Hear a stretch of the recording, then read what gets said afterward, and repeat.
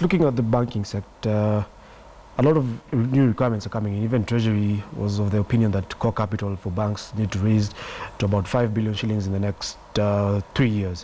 When you just look at that, is it a scenario perhaps of where we have too many banks in this country, or we're wanting to get banks that are well capitalized to more or less fit with the funding requirements that the government has, especially in the capital expenditure side with infrastructure development?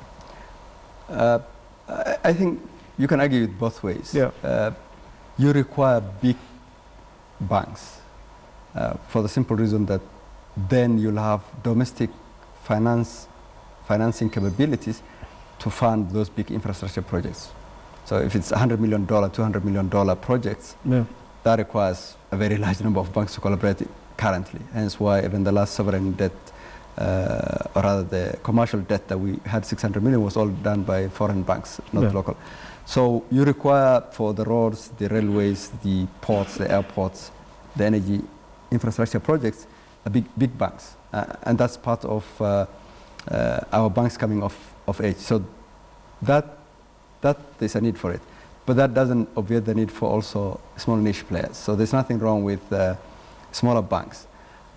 You've asked the question of, are there too many banks? Yes. If there are 44 banks for a market of our size, which is vastly smaller than, for instance, South Africa. Yeah. And South Africa's got primarily 5 big commercial banks and another probably 10 mid to small tier banks.